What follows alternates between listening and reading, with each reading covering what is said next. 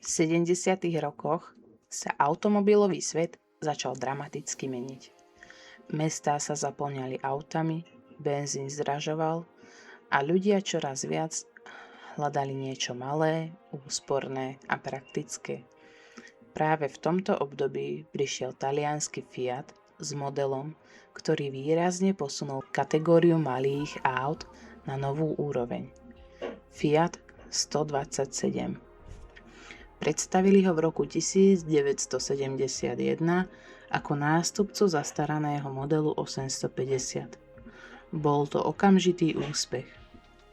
Už o rok neskôr získal titul Európske auto roka 1972.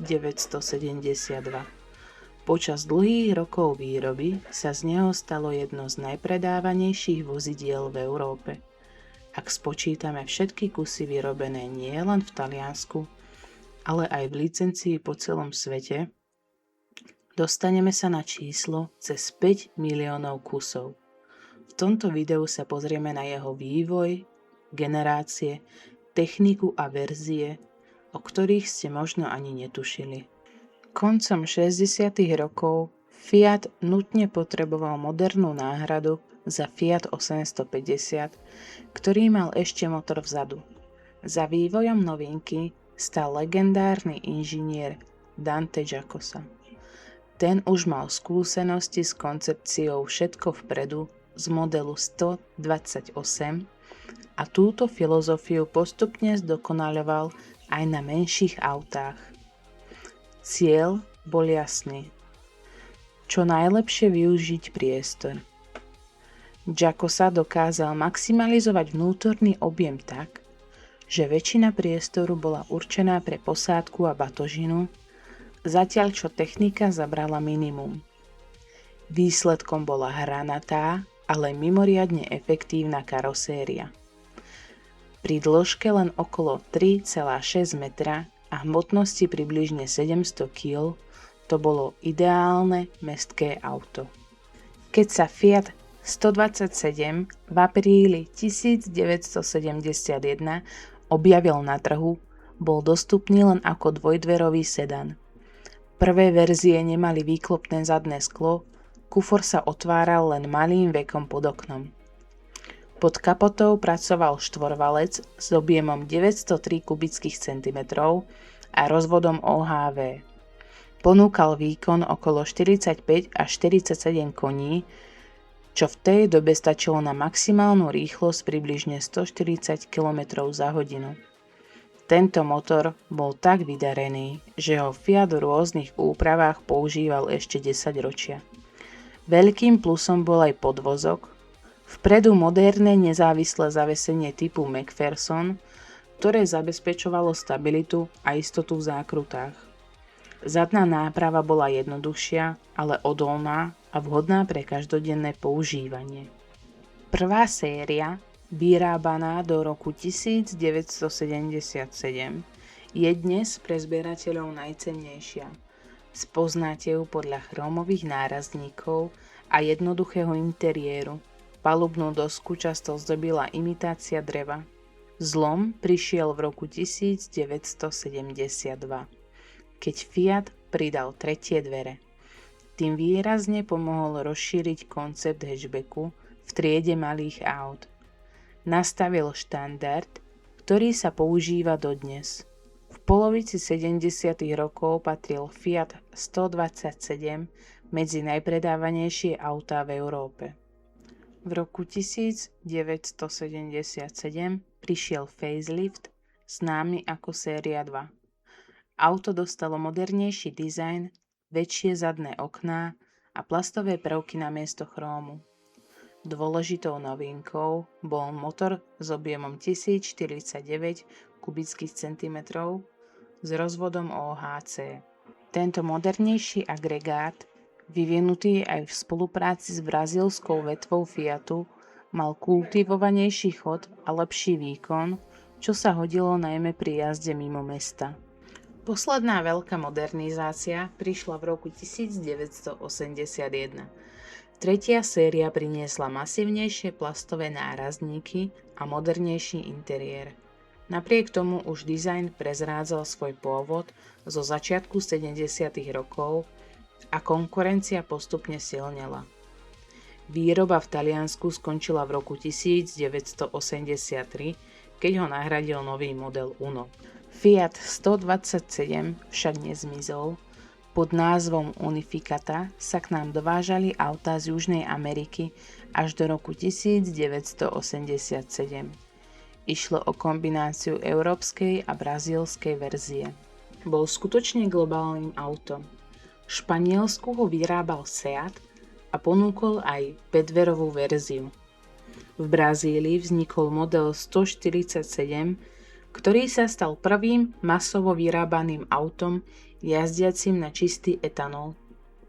Za zmienku stojí aj verzia Rustika, jednoduchá, odolnejšia varianta so zvýšeným podvozkom a ochrannými prvkami. Môžeme ju vnímať ako predchodcu dnešných crossoverov.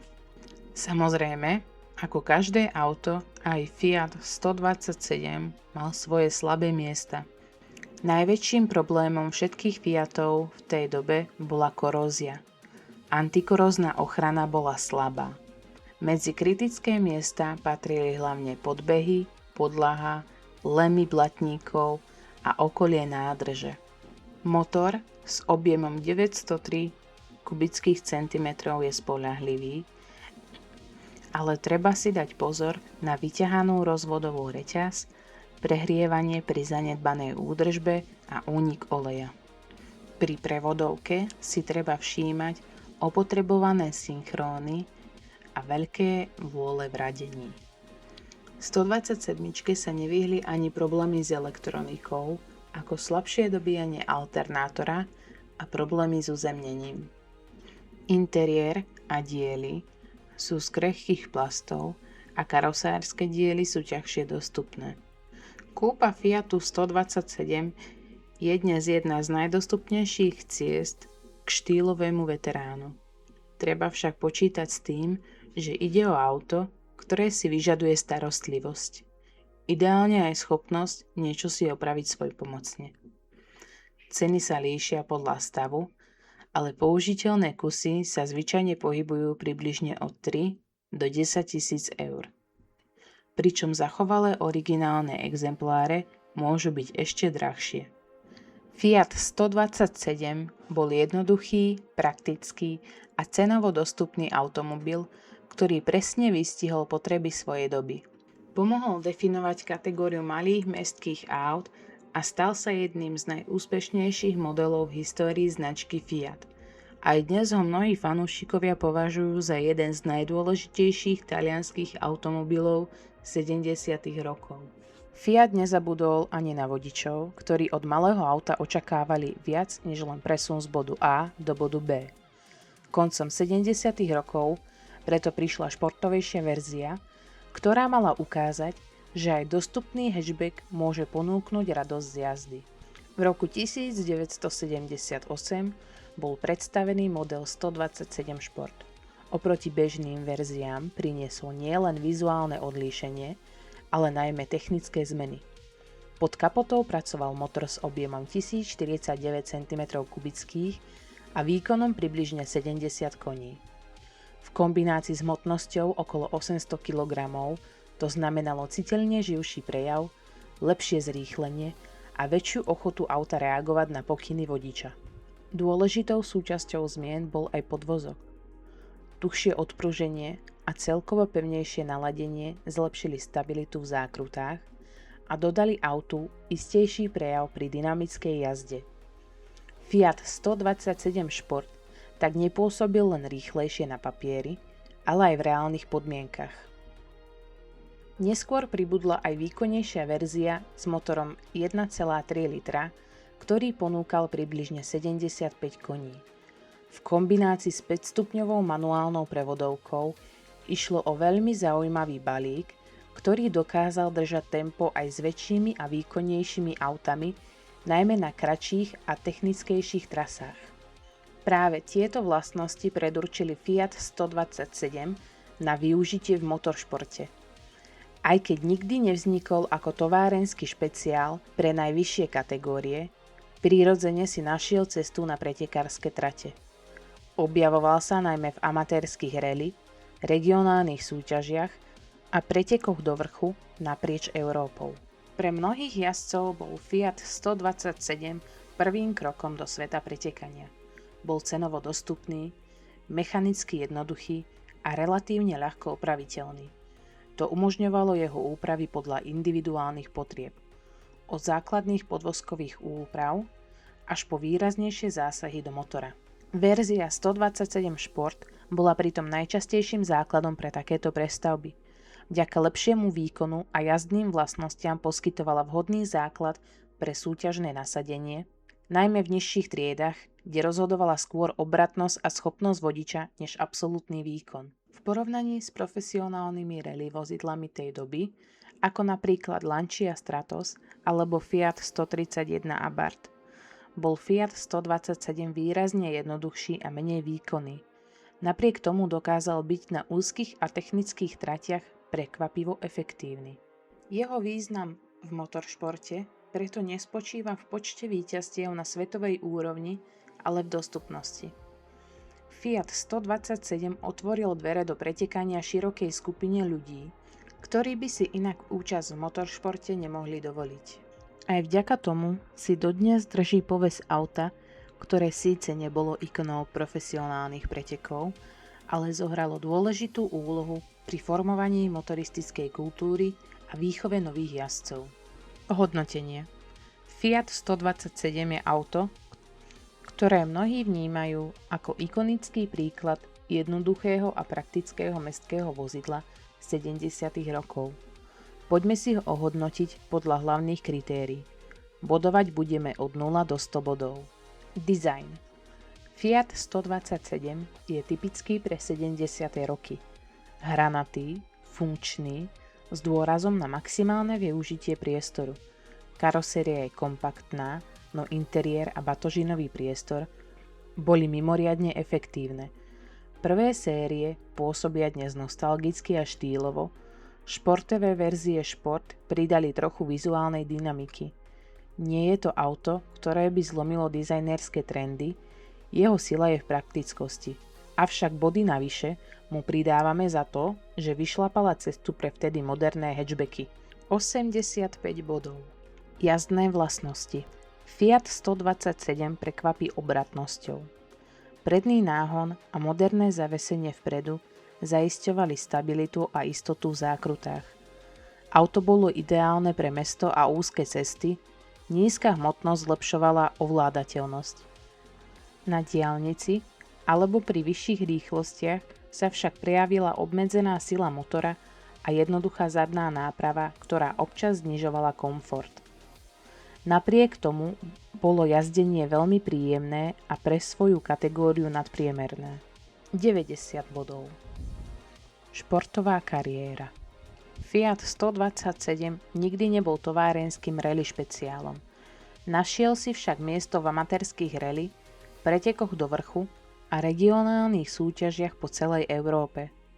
Športové verzie Šport boli populárne ako základ pre úpravy a mnohí súkromní jazdci začínali práve s nimi.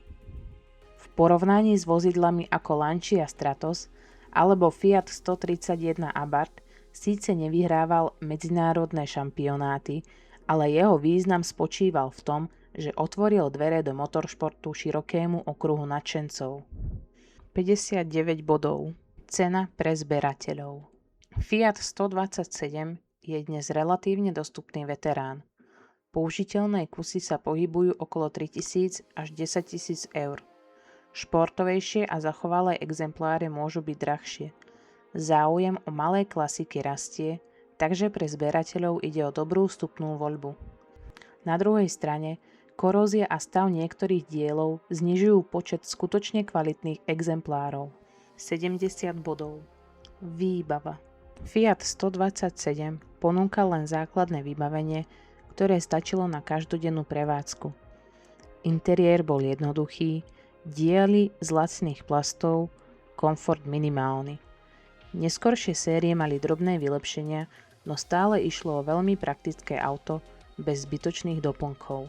30 bodov. Hodnota pre značku Fiat.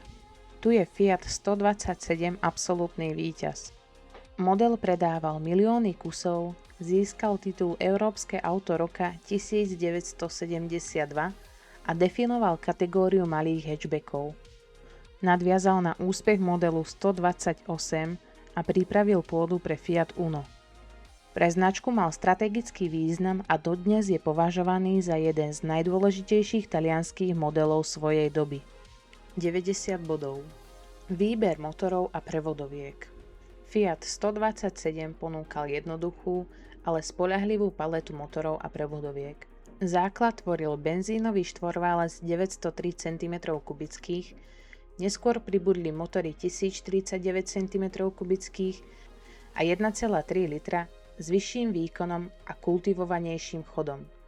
Manuálne prevodovky boli jednoduché, neskôr sa objavila aj 5-stupňová verzia. Zaujímavou raritou bola dízlová verzia, ktorá sa objavila iba v Južnej Amerike. Konkrétne v modeli 147, odvodenom od 127. Šlo o štvorvalcový dízel s objemom 1294 cm3 a výkonom približne 42 koní. Bol odvodený od licenčného motora Sofim z Talianska. Tento motor bol spoľahlivý, úsporný a vhodný pre miestne podmienky. Ešte zaujímavejšie je, že práve brazílsky model Fiat 147 sa stal prvým sériovo vyrábaným autom na svete, schopným jazdiť na čistý etanol, čo predstavuje technologický milník a ukazuje, ako Fiat dokázal experimentovať aj s alternatívnymi palivami. Celkovo teda Fiat 127 ponúkal motorovú paletu, ktorá bola jednoduchá, spoľahlivá a v niektorých regiónoch aj technologicky prekvapivo pokroková. 50 bodov. Fiat 127 nie je auto, ktoré by nominovalo výkonom alebo luxusom. Je to auto praktické, spoľahlivé a dostupné, ktoré dokázalo definovať celú kategóriu. Jeho význam spočíva v jednoduchosti, spoľahlivosti a historickom dopade, či už pre motoristov, zberateľov alebo samotnú značku Fiat. Celkové skóre tohto modelu hodnotíme na 70 zo 100 bodov.